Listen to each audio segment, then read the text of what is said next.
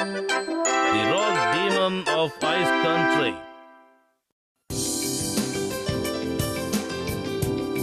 ये वही cat town है और हर बार की तरह आज का दिन भी शानदार ही होगा।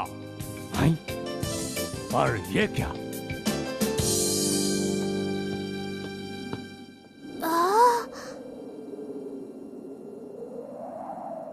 आज की सुबह काफी अजीब है। आखिर कैट टाउन में ऐसा क्या होने वाला है, आइए देखते हैं इस एपिसोड में। दोस्तों, आज हमारे कैट टाउन में भारी बर्फ गिर रही है। ऐसी बर्फ पहले कभी नहीं गिरी। हमेशा यहाँ रॉक डीमन की वजह से ही बर्फ पड़ती थी, पर इस बार इतनी ज्यादा बर्फ का पड़ना काफी अजीब है। इसके पीछे क्या कारण हो सकता है? दोस्तों, सभी के चेहरे पर परेशानी नजर आ रही है। ओहो, कितनी बर्फ है।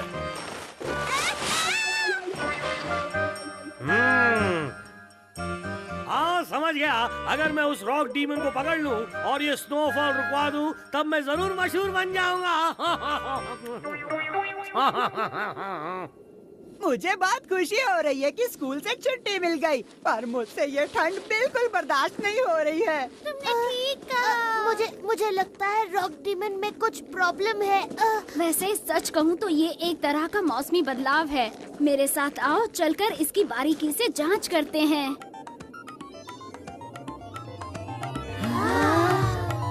ये हवा में उड़ने वाला गुब्बारा मौसम की जानकारी हासिल करेगा।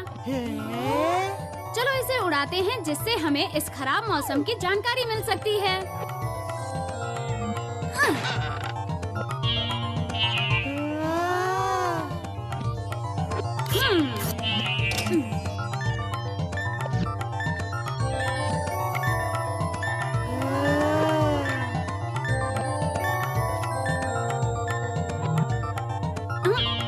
अब ये अपना काम करेगा।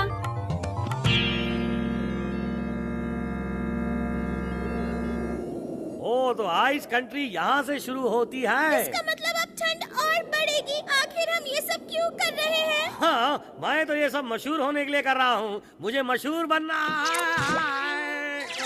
नियॉन सर, आपको कहीं चोट तो नहीं लगी? हाँ? ये क्या बदतमीजी है? क्या वो मुझे एक्सक्यूज भी नहीं कह सकता था? सर, वो था नहीं की है।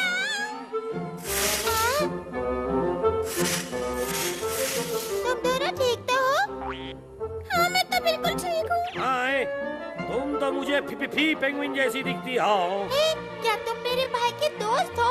मालूम है, मैं उसकी छोटी बहन हूँ। तुमसे मिलकर खुशी हुई। मैं किसी का दोस्त नहीं हूँ, तुम्हें गलतफहमी हुई। हाँ, मेरा नाम कौन है? और ये नियॉन सर है जो मशहूर होना चाहते हैं। अच्छा, ये बताओ, क्या तुम भी आइस कंट्री की तरफ जा रही हो?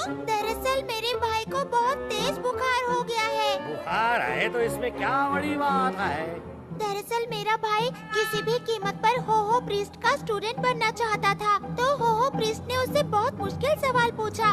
वो इतने मुश्किल थे कि सोचते सोचते मेरे भाई को बहुत तेज बुखार हो गया और वो बीमार पड़ गया। तो फिर आइस कंट्री जाने की बजाय तुम्हें अपने भाई का ख्याल रखना चाहिए। हो प्रीस्ट ने मुझे कहा कि अगर मैं आइस कंट्री से सबसे ठंडी आइस लाकर उसके माथे पर रखूंगी तो उसका बुखार उतर जाएगा। अब समझी, तो तुम इसलिए वहाँ जा रही हो? कौन, चलो चले। नहीं नियॉन सर, जरा रुक जाइए। क्यों ना हम पीपीको के साथ आइस कंट्री चलें? हाँ, अगर हम इसके साथ जाएंगे तो हमारा काफी वक्त बर्बाद हो जाएगा। सही ठीक लग रही है, इसके साथ चलते हैं। मुझे किसी पर भरोसा नहीं है। दुखी मत होइए सर। अच्छा पीपीको, हम चलते हैं। Bye bye bye.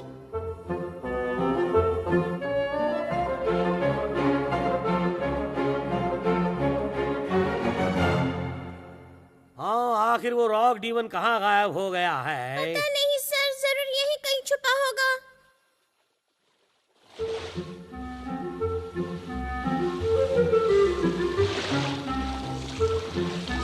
देखो, ये तो वही फी पेंगुइन की बहन फी को है। वो आइस के टुकड़े पर बैठकर नदी पार कर रही है। है कौन? तुम भी इस आइस के टुकड़े पर आ जाओ, फिर हम मिलकर नदी पार कर लेंगे। आओ ना। अच्छा आइडिया है सर, चलिए हम भी चलते हैं। क्या कर रही हो? बहुत खूब, क्या जब किया है। अब हम साथ साथ सफर करेंगे। मैं इस आइस के टुकड़े पर बिल्कुल नहीं आना चाहता था।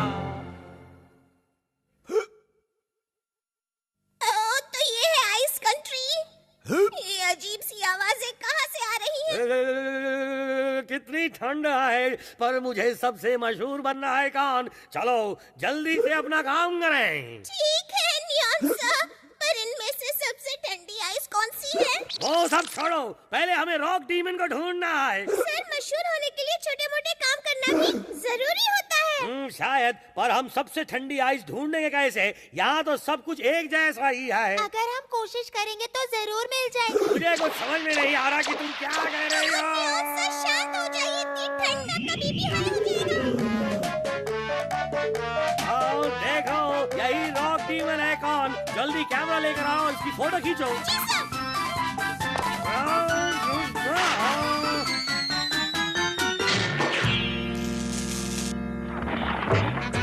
क्या बात है, मैं मशहूर बन जाऊंगा। कौन, तुमने ठीक से फोटो खींची ना? हाँ सर, मैंने खींच ली। चलो वापस चलें। पर अभी हमें सबसे ठंडी आइस ढूंढनी है। क्या? आखिर क्या हुआ होगा? कुछ खराबी होगी। मुझे अपनी फोटो जल्द से जल्द टीवी ऑफिस ले जानी होगी। अगर हम जल्दी हाथ चलाएं तो सबसे ठंडी आइस को ढूंढ सकते हैं। नियॉन सर, आपको कुछ मिला क्या? अब हाँ, मुझे लगता है यही सबसे ठंडी आइस होगी।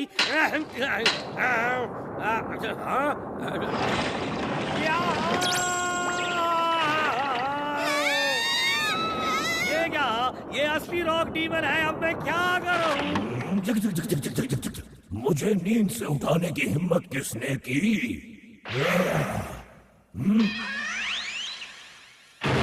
अभी तो मेरे उठने का वक्त भी नहीं हुआ। कौन, जल्दी से और फोटोज खींचो। क्या करूं सर, रोल खत्म हो गया। संभाल के सर, संभाल के। कौन बच गए? मुझसे पंगा लेने का यही अंजाम होता है। कोई मदद करो, कोई मदद करो, कोई नहीं यहाँ से निकालो। मुझे लगता है हमारा हवा में उड़ने वाला गुब्बारा फट गया है, इसीलिए कुछ दिखाई नहीं दे रहा। मुझे कुछ काम याद आया, फिर मिलेंगे। सुनो न्यागो, अरे संभल कर जाना वरना फिसल जाओगे।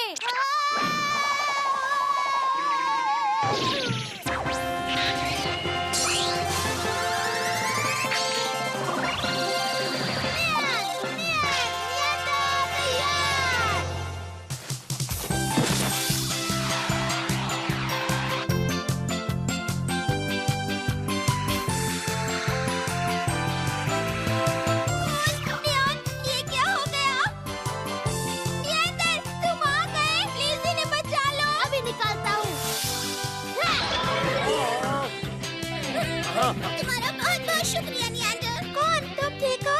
मैं ठीक हूँ। नियॉन्जर प्लीज प्लीज मेरे नियॉन सर को बचा लो। बस अभी निकालता हूँ। नियॉन सर मुझे माफ कर दीजिए, पर हमारे पास इसके अलावा और कोई चारा नहीं है। बेबी को प्लीज मेरी मदद करो। हाँ जरूर, प्लीज एक बार फिर कोशिश करो नियॉन्जर। ये क्या शोर शराबा हो रहा है? तुम सब भागो यहाँ से, वैसे भी इन हिचकियों की वजह से मैं सो नहीं पा रहा। ये हिचकियों की आवाज आपकी है? मेरी नहीं तो क्या तुम्हारी है? जिंदा रहना चाहते हो तो चले जाओ।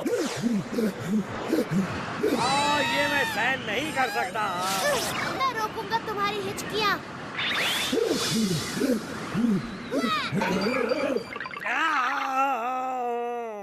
अब बताओ, क्या तुम्हारी हिचकियाँ रुक गई? अरे हाँ, ये तो रुक गई। तारा रॉक डीमन, क्या तुम बता सकते हो कि मुझे सबसे ठंडी आइस कहाँ मिलेगी? हाँ, ये तो आसान है। मैं तुम्हें ठंडी आइस दूंगा। देखो भैया, मैं सबसे ठंडी आइस ले आई। अब तुम ठीक हो जाओगे। वाह, मेरा भैया ठीक हो गया। दोस्तों, फिर से सुनहरे दिन लौट आए क्योंकि कैट टाउन में बर्फ पड़नी बंद हो गई है। ये अजीबोगरीब बर्फ पड़ने का कारण थी रॉक डीमन की हिचकियाँ। नकाबपोश नियॉन्जर ने रॉक डीमन की हिचकियाँ रोकने में मदद की और वो पहुँच गए हैं फिर से नंबर 1 पर। ये तो बहुत बुरा हुआ। मुझसे पता नहीं, पर कैसे रॉक डीमन की हिचकियों की बीमारी नियॉन को लग गई और दिनों की तरह आज का दिन भी काफी रोमांचकारी था। और आगे क्या होगा ये देखने के लिए इंतजार कीजिए अगली कहानी।